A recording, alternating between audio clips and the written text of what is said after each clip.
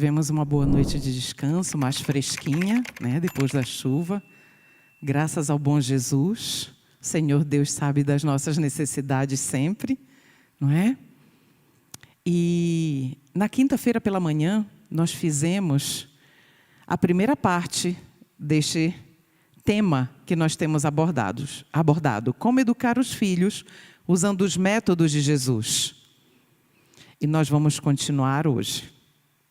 E eu convido os meus irmãos a nós nos ajoelharmos juntos, para nós pedirmos a bênção do Espírito Santo, a unção do Espírito Santo para a nossa mente. Vamos orar?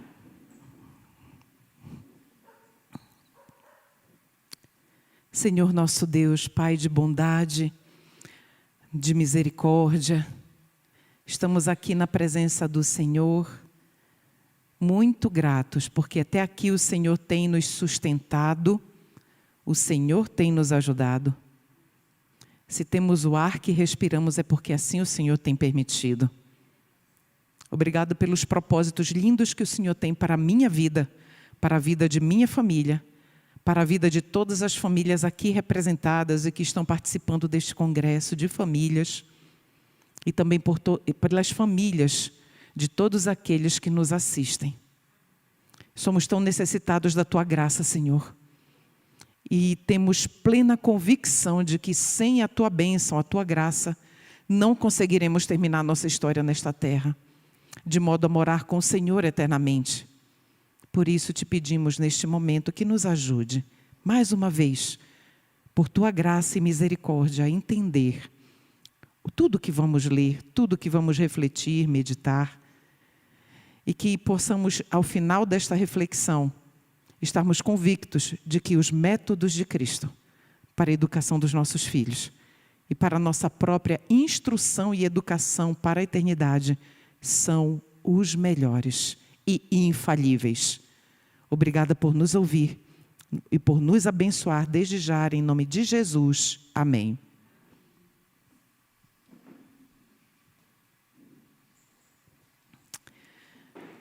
Então, meus irmãos, na primeira parte da nossa reflexão, na quinta-feira pela manhã, nós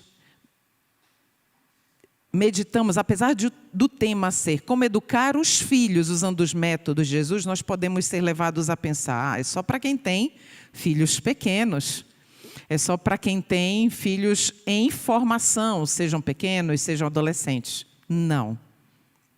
Nós frisamos na quinta-feira que Jesus teve 12 filhos para educar. E todos já eram bem crescidos, com os mais diversos defeitos de caráter, com as mais diversas limitações. Assim como eu e você, assim como os nossos pequenos em formação, filhos e netos. E hoje nós vamos dar continuidade ao que Jesus fez. Quais foram as decisões, as atitudes amorosas de Cristo para moldar e polir os caracteres daqueles 12 e que Ele deixou registrado no desejado de todas as nações para nos orientar também, tanto para os filhos gerados quanto os filhos cedidos, mesmo que temporariamente. Então, nós vamos avançar. Nós paramos na quinta-feira no item 10. Nós vamos dar continuidade do método 11 em diante. Então, o método 11 de Cristo, educacional de Jesus, para nós educarmos os nossos filhos e a nós mesmos, é atender imediatamente ao chamado dos filhos por ajuda. Agora, olha só essa parte que está aí em destaque. Sempre que seja para ajudá-los a livrar do pecado e a viver uma vida santa.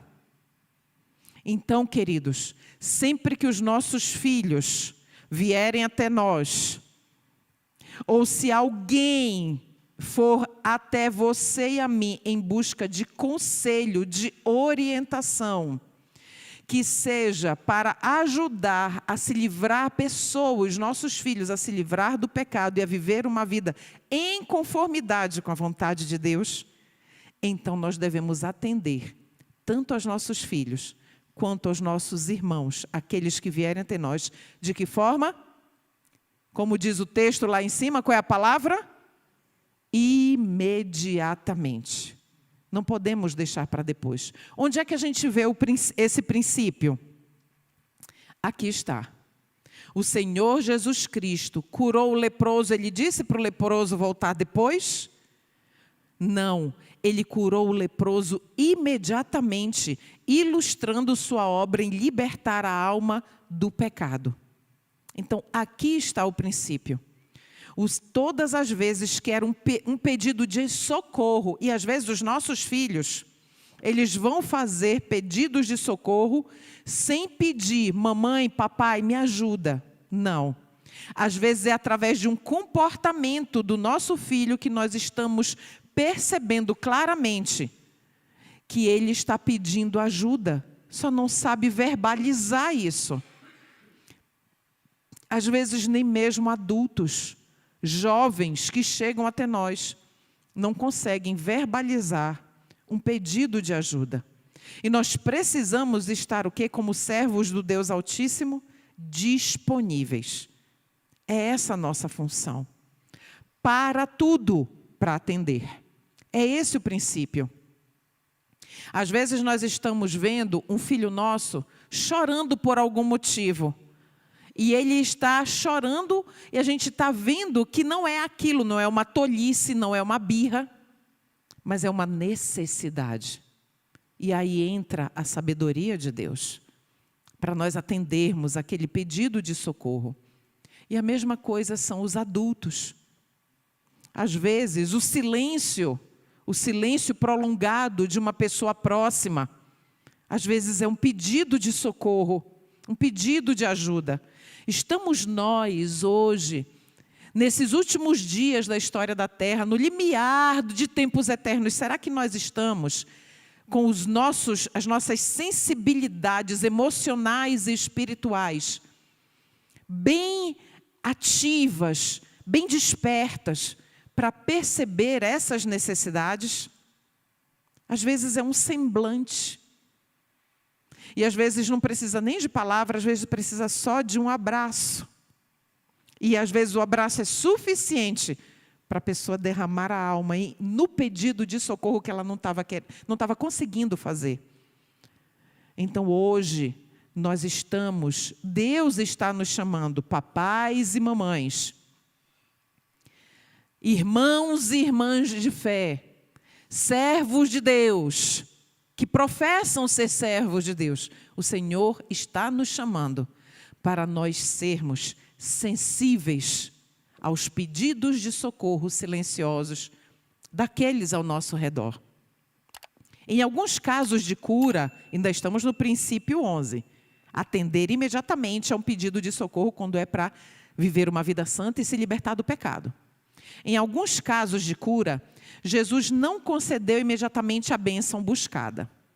Quando pedimos bênçãos terrestres, a resposta pode ser demorada, ou então retardada.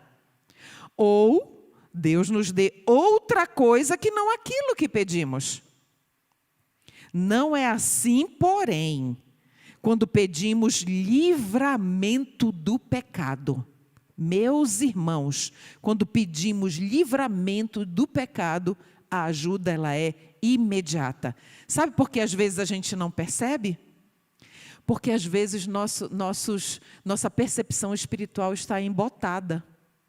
Mas o Senhor não age de forma demorada quando uma alma clama por libertação do pecado. É sua vontade limpar-nos dele, tornar-nos seus filhos e habilitar-nos a viver uma vida santa. O livro A Ciência do Bom Viver, na página 177, nos diz assim: a ocupação da mente e do corpo num trabalho útil é essencial como salvaguarda contra a tentação. Queridos, trabalho útil. No livro Educação, a irmã White, inspirada pelo Espírito Santo, nos deixou 4 compêndios, 4 pilares da educação verdadeira. E quando a gente fala em educação verdadeira é porque existe uma falsa, não é? Então ela nos deixou registrados que é a Bíblia, trabalho útil, natureza e experiências da vida. 4. Um desses pilares chama trabalho útil. Meus irmãos, do trabalho útil nós tiramos muitas lições espirituais. Seja o trabalho útil dentro de casa, dentro do lar ou fora dele, ali na horta, ali na natureza, interagindo com o papai ou com a mamãe, interagindo. Às vezes a gente chama, no nosso caso, eu e meu esposo, estamos no sítio, às vezes a gente precisa de ajuda para fazer um trabalho mais pesado e a propriedade, a gente só 2 não dá conta. Então a gente contrata pessoas. É a nossa oportunidade de testemunhar de Cristo para elas. Eu vou abrir aqui um parênteses com relação a isso. O meu esposo, sempre que ele vai trabalhar no sítio com os filhos, quando os filhos estão conosco, ele sempre ora antes de iniciar o trabalho, pedindo ao Senhor que, se for da vontade dele, que ele não permita que nenhum ferimento grave e incapacitante ocorra, nenhum acidente grave e incapacitante ocorra com nenhum deles. Quando meu esposo estava sozinho e ele precisou de ajuda, ele chamou pessoas para nos ajudar ali no sítio. E sempre que ele chamava as pessoas, são nossos vizinhos, né, que moram ali nas redondezas. E ele chamava eles para orar. Nosso entorno, ele é muito católico, muito católico. Então, e são católicos extremamente sinceros, para a honra e glória de Jesus, nossos vizinhos queridos. Então, o meu esposo sempre tirava o chapéu, tirava a cobertura, né, para orar junto com eles. E aí, eles não tiravam o chapéu assim, né? Mas de tanto ver o meu esposo tirando o chapéu, eles passaram a tirar também, todas as vezes na oração, no início e na oração no final. E aí eles perguntaram para o meu esposo por que ele tiraram o chapéu. Meu esposo explicou para eles, testemunho, né? E lá também existe uma cultura de tomar muito café. E um nosso vizinho, que se tornou nosso amigo, uma família amiga, ele começou a apresentar alguns problemas de saúde. E ele dizia que ele não é velho, ele é jovem, tem o quê? 48 anos, 47. Mas há uns 5 anos atrás. Então, aí o meu esposo, ele dizia que ele não conseguia ficar sem café. E, às vezes, o café, além de ter a influência fisiológica, né, quem está ali muito dependente do café, ele também tem a influência psicológica, né? Porque, às vezes, a pessoa vê lá o pretinho e já só de ver o pretinho já fica, né, meio que alentado, confortado. E o meu esposo sugeriu a cevada para ele. E ele não sabia que existia cevada. Aí o meu esposo deu um pacote, fez a cevada, deu para ele provar, explicou para ele que logo de início é assim, que ele estranha um pouco o gosto, mas que depois vai acostumando. E ele já ia trabalhar, depois de um tempo, ele levava café, a garrafa dele, que antes era de café, a garrafa de cevada. Então, para quem está numa jornada de reforma de saúde, né, pode às vezes não entender, e a gente tem que ter cuidado com os extremos. Pode dizer assim, mas já indicou cevada? Tinha que cortar de uma vez, nós já escutamos isso. Não, queridos. A jornada de cada pessoa ela é muito individual. E o Senhor Deus ama cada um nas suas limitações e na sua jornada. E isso nós não podemos esquecer. Olha o passo que este Senhor já deu, não é verdade? Então, o Senhor está nos dizendo aqui que o trabalho útil não somente é uma salvaguarda para mim e para você, para os nossos filhos em formação, como também é uma salvaguarda para todos os que tiverem contato conosco. Por quê? Porque ali é a oportunidade deles estarem conhecendo o Salvador e os princípios eternos.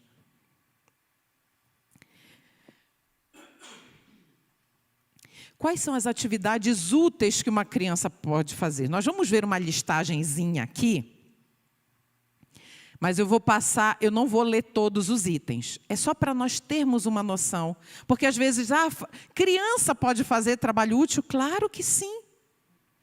Que modalidade de trabalho útil ela pode fazer? Pequeninos. Olhe, nós passamos alguns dias com uma família aqui, próxima aqui de Capitólio, e eu via a mamãe, colocava o banquinho da filhinha, a filhinha tinha 3 aninhos, 3, 4 aninhos, botava o banquinho aqui do lado, e enquanto a mãe estava com a faca afiada, cortando os temperos, ela estava com uma faquinha cega, cortando a batata, tentando descascar ali a batata e cortando a batata. Aquela batatinha dela ia ser utilizada para a refeição? Depende.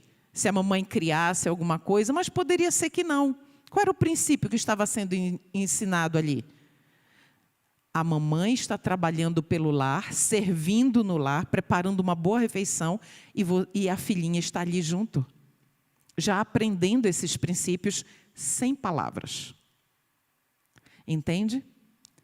E os meninos também, é possível.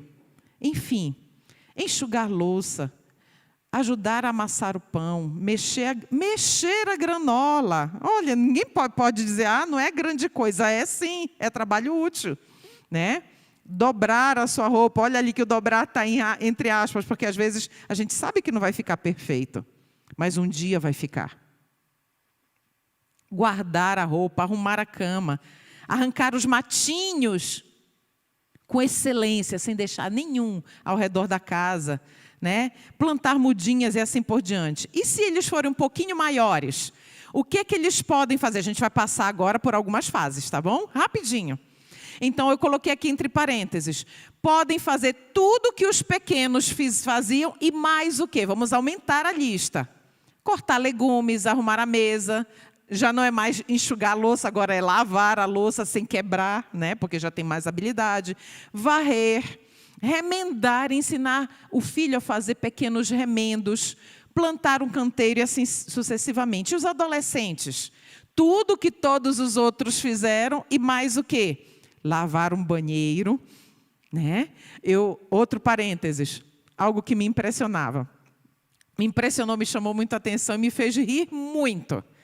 O nosso filho mais novo, antes de vir aqui para a escola missionária, então, a função dele era lavar o banheiro na sexta-feira, né? E não era uma atividade que ele apreciava muito. Um dia ele chegou para mim e disse assim, mãe, venha ver este banheiro. Não existe banheiro mais limpo do que este. Ultrapassou a senhora, a vovó e a titia juntas. Porque ele sabe que eu, minha mãe e a minha irmã, que já dorme, e nós 3 somos muito assim com limpeza, né? Somos exigentes. Então, realmente, ele disse, venha fiscalizar. Ele sabe que eu vou passando o dedo. E aí eu fui, meu filho, mamãe dessa vez está impressionada. Então, os adolescentes, lavar banheiro, fazer pão, granola, cortar grama, já consegue pegar numa roçadeira, né? Limpar e alimentar os animais, lavar carro, trocar pneus. Uma vez eu saí com o meu mais velho, ele tinha 16 anos, e ele nunca havia trocado um pneu. E nós estávamos na cidade ainda. E o pneu, eu dirigindo, ele do meu lado, o pneu furou. Foi a primeira vez que eu disse, meu filho, mamãe não sabia que você sabia trocar pneu. E ele, nem eu, mamãe. Por quê? De tanto ver o papai. Via o papai, ajudava o papai. E ele trocou sozinho o pneu do carro, né? Limpar uma geladeira e assim por diante. Costurar, isso aqui é para homens e mulheres, né? O meu esposo sabe remendar, fazer tudo. Então, para todos os adolescentes. Mais um método de Jesus. Quando a vontade dos filhos não pode ser atendida no tempo deles, a espera é recompensadora. Compensa. A espera compensa.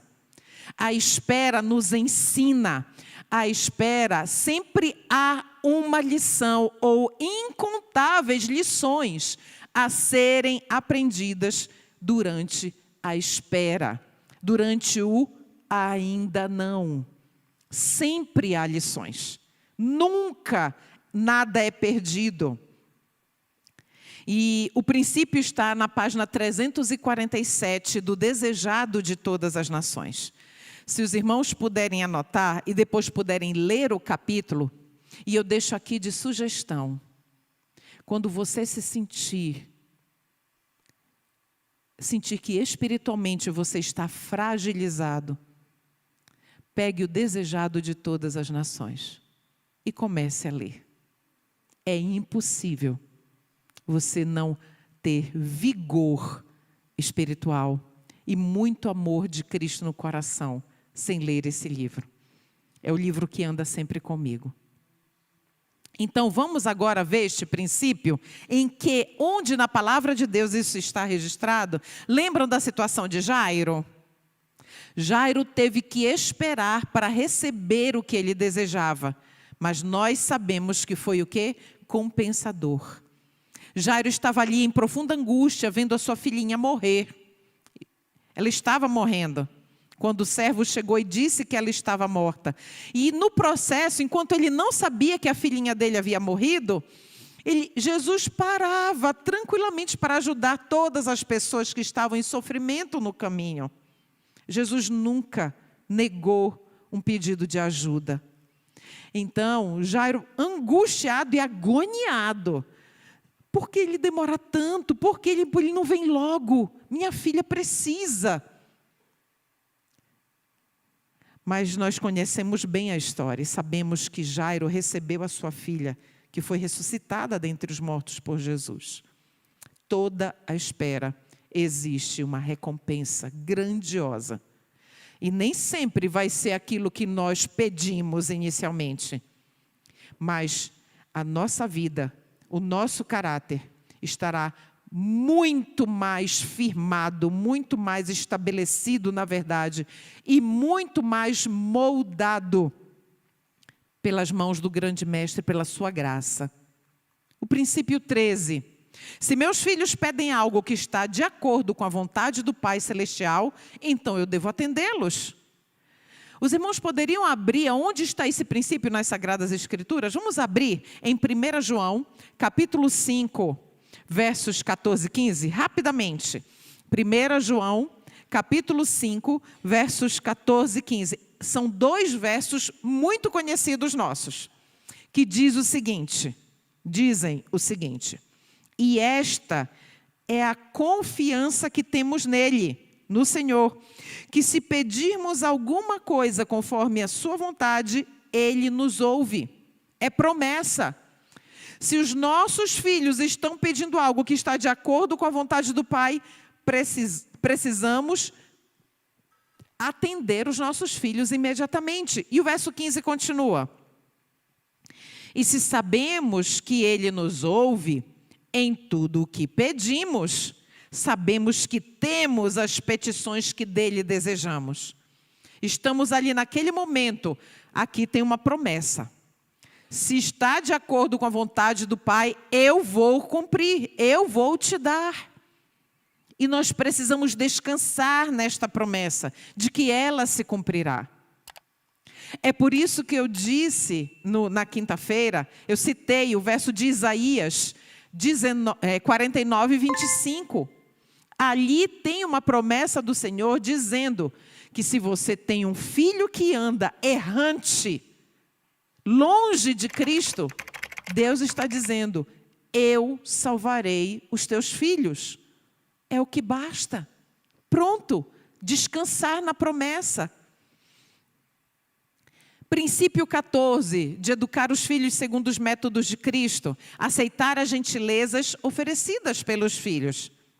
Jesus aceitou a gentileza de Levi e Mateus em lhe oferecer uma festa, um banquete, um jantar. Lembram disso? Ele aceitou. Princípio 15. Quando os filhos forem questionados em uma situação desconfortável, posso responder à frente deles. Eu não preciso deixar os meus filhos expostos. Eu posso responder por eles, se eles estão sendo ali questionados a respeito de algo. Onde está este princípio? Está aqui na página 275 do Desejado. E em que situação nós podemos ver esse princípio? Vamos ler juntos. Quando os fariseus perguntaram o seguinte aos discípulos: por que vosso mestre come com os publicanos e pecadores? Jesus não esperou que os discípulos respondessem à acusação, mas ele próprio disse: não necessitam de médicos sãos, mas sim os doentes. Então, o Senhor Jesus Cristo, ele assumiu a dianteira. E como mestre dos seus filhos, ou como educador dos seus filhos, ele respondeu por eles. E de forma que eles foram preservados naquela situação. O mesmo ocorre com os nossos filhos. O mesmo ocorre com os nossos filhos. E olhe que Jesus estava ali falando à frente de filhos adultos. Não eram filhos pequenos. Entendem? Então o princípio se aplica a filhos de todas as idades. O método 16. Precisamos usar menos palavras e mais atitudes. Este princípio está na página 88 do Desejado de Todas as Nações. Vamos entender melhor? Olha o que diz o texto. A vida de Jesus, quando menino, condenava o mal. Raramente censurava qualquer mau procedimento dos irmãos, mas tinha uma palavra de Deus para lhes dirigir. Jesus sempre tinha o princípio da verdade marcado na sua mente, em desenvolvimento. Sempre tinham está escrito. As crianças e adolescentes e jovens que faziam bullying com Jesus, eles podiam não aceitar naquele momento. Só fala, está escrito, está escrito, está escrito. Mas eles eram tocados. A mensagem era deixada. Não é? Ensinem os pais aos filhos com satisfação, sem ralhar, nem criticar, procurando unir o coração dos pequenos a eles pelos sedosos laços do amor.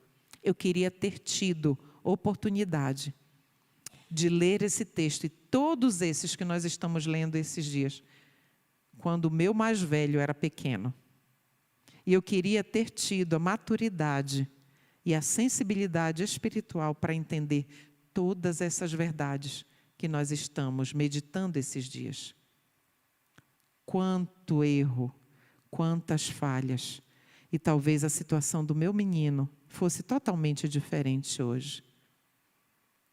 Mas a promessa de Cristo é: Cleuma, não te preocupa. Eu posso remir o tempo.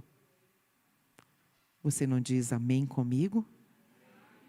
Deus, o Altíssimo, o Eterno, pode remir o tempo. E eu descanso no Senhor. Então, quem é mãe de filhos pequenos e adolescentes, que oportunidade áurea, de ouro, vocês têm. Não desperdicem. Não desperdicem. Agora, muito importante, o texto diz: sem ralhar nem criticar, mas com autoridade.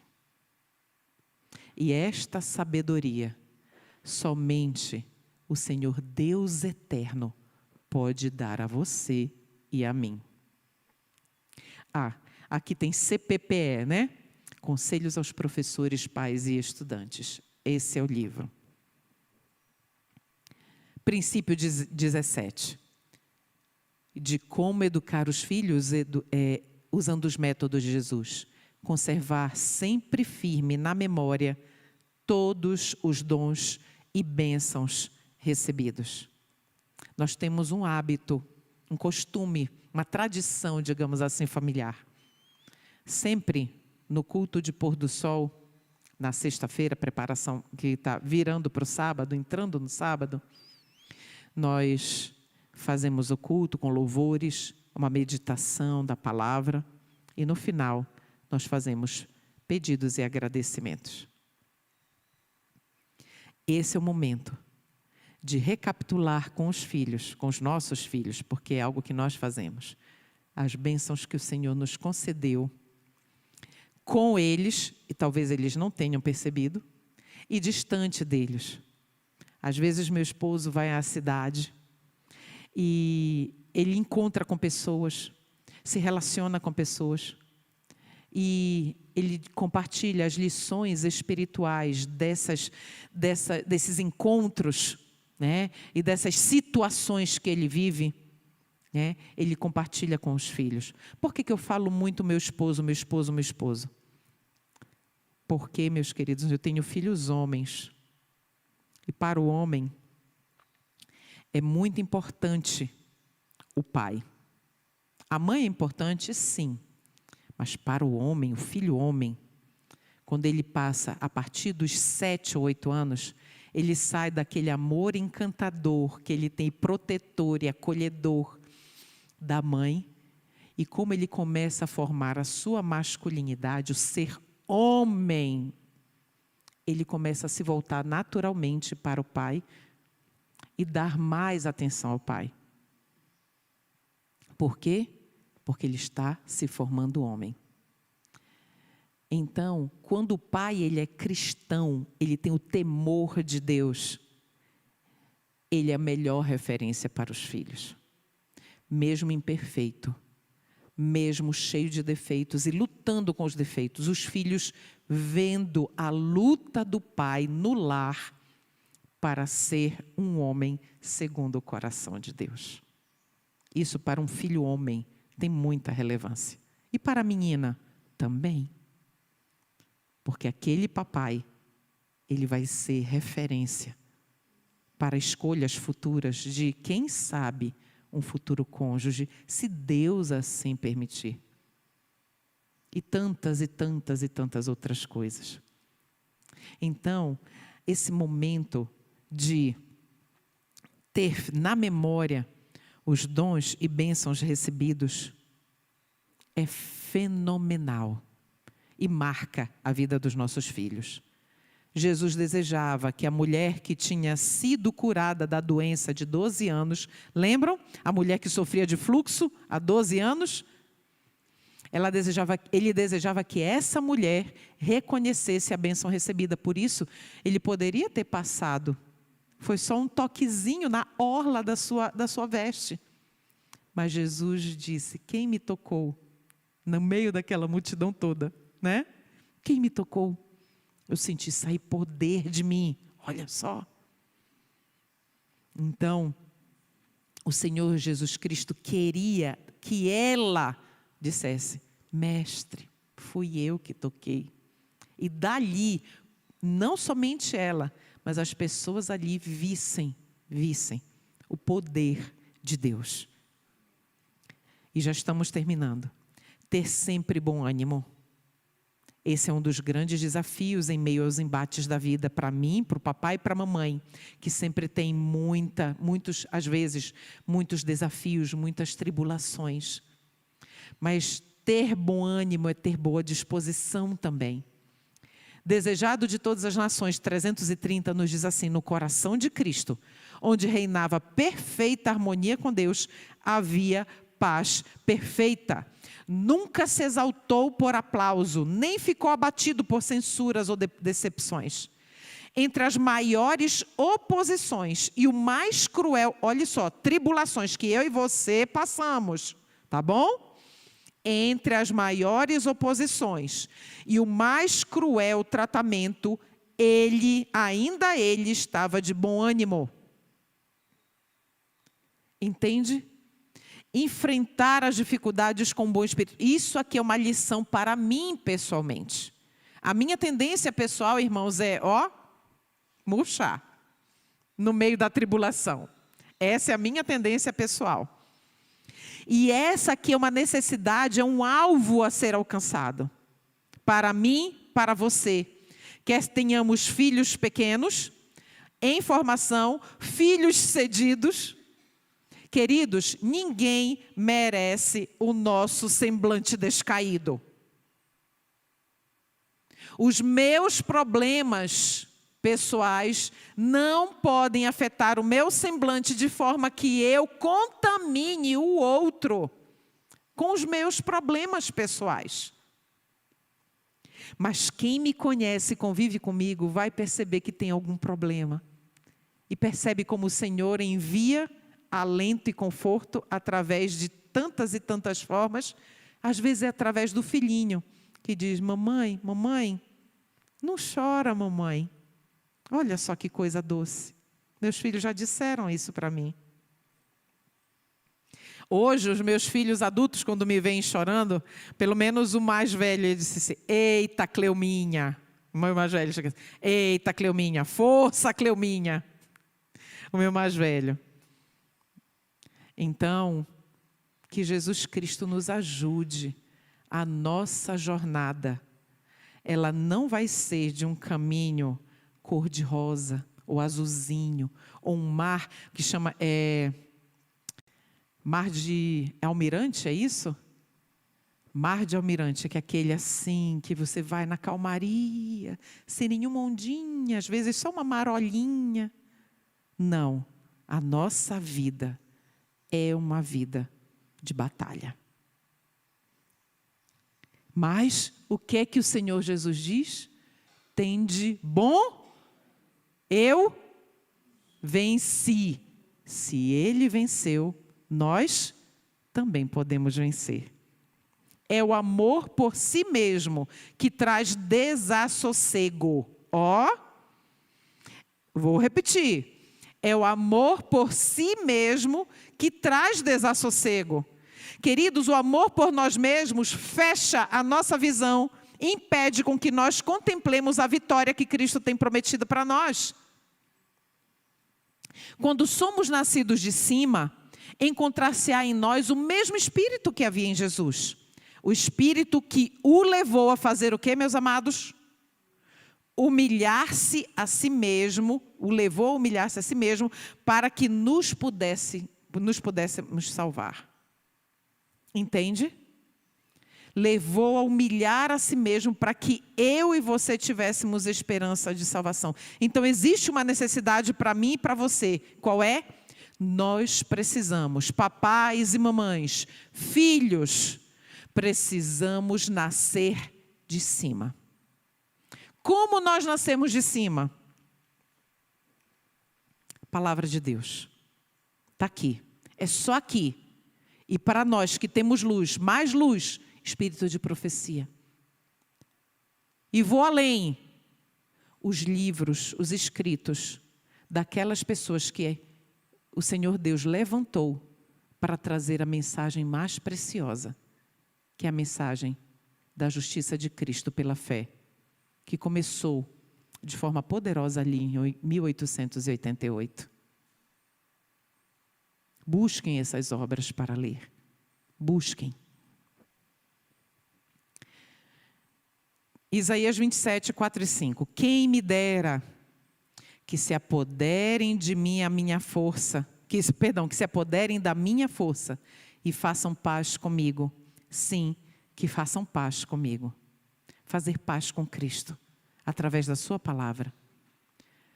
Jeremias 6,16, perguntai pelas veredas antigas. Onde estão as veredas antigas, queridos? Aqui estão as veredas antigas. Qual é o bom caminho?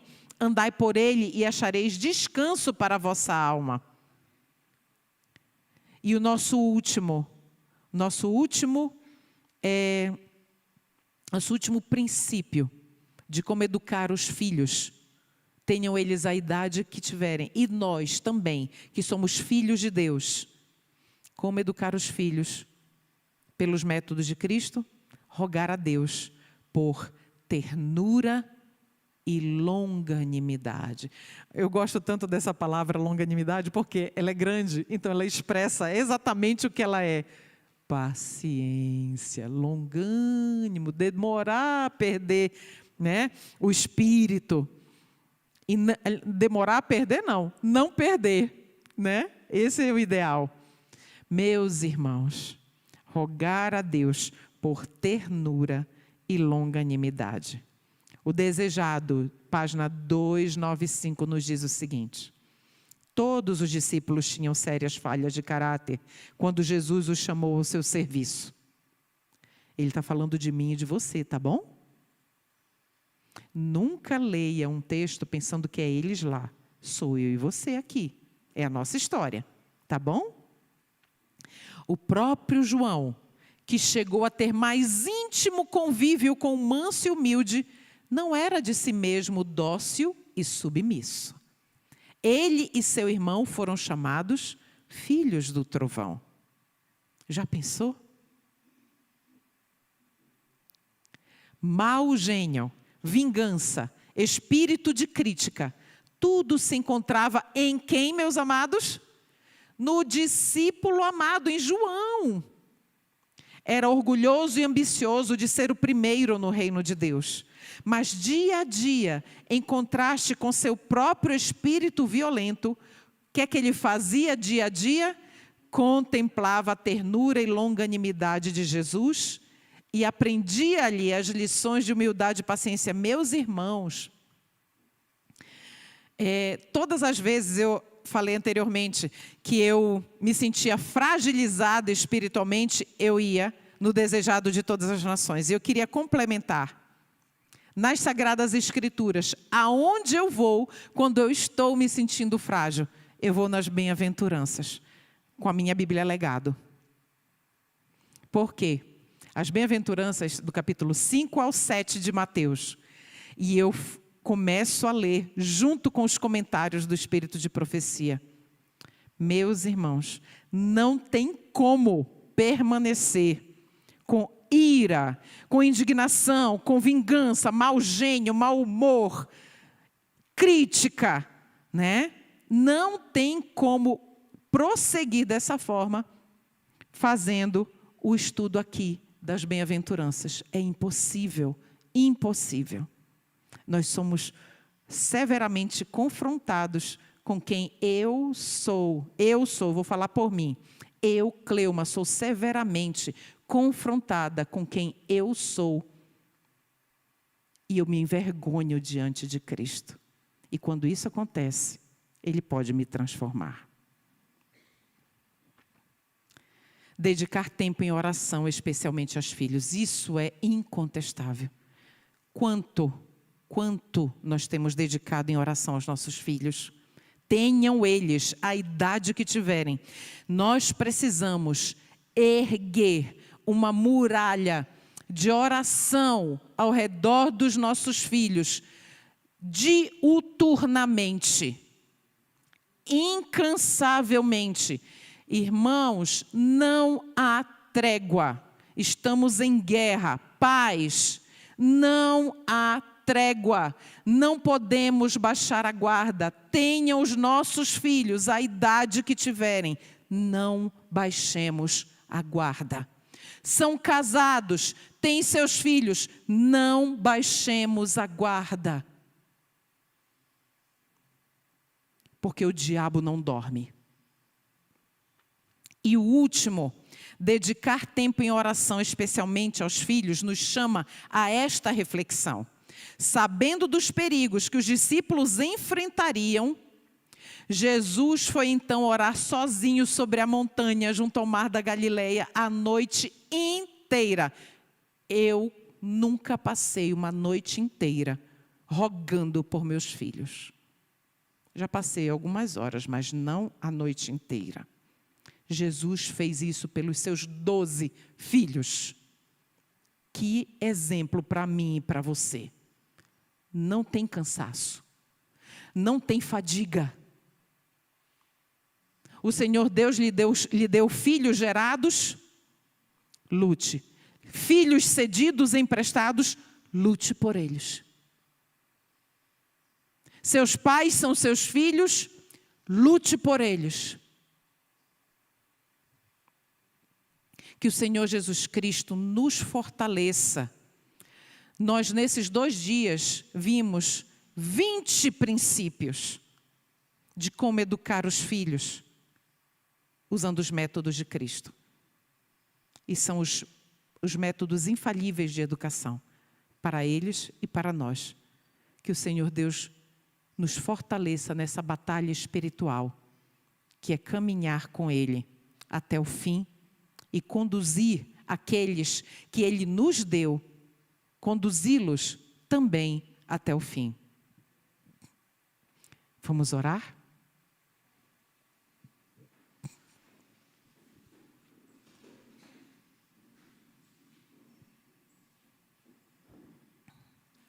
Graças te damos, Senhor Jesus Cristo, por verdades preciosas que o Senhor nos revelou. São apenas 20 que foram selecionadas aqui. Mas o Senhor nos apresenta incontáveis, infinitos princípios de educação para o teu povo, na Bíblia e no espírito de profecia. Salva-nos de nós mesmos, Senhor. Não permita que os nossos defeitos de caráter sejam tão acariciados, tão preservados, de tal modo que nós percamos o céu, Pai. Os filhos que o Senhor nos deu, sejam eles gerados ou não, estes filhos são teus filhos. E só o Senhor pode educá-los. Mas aqui estamos nos colocando como instrumentos do Senhor, a teu serviço. Por favor, se até aqui fomos negligentes em algum ponto, fortalece a nossa fé. Nos ajude a ver, reconhecer e recorrer ao Senhor, o educador dos educadores. Obrigada por ouvir a nossa oração. Falta tão pouco, não é, Senhor? Por favor, não permita que o nosso eu nos impeça e a nossos filhos de estarmos com o Senhor eternamente. Obrigada por nos ouvir. Obrigada por nos abençoar com tantas páginas que o Senhor deixou escritas para nós. Estamos aqui, Senhor Deus, desejosos de nunca mais nos separarmos do Senhor e vermos o Senhor face a face. Derrama o teu Espírito sobre nós. Suplicamos-te, Senhor, a chuva do Espírito Santo, sem a qual não conseguiremos terminar a missão que o Senhor nos concedeu. Unge-nos e salva-nos de nós mesmos. Em nome de Jesus. Amém.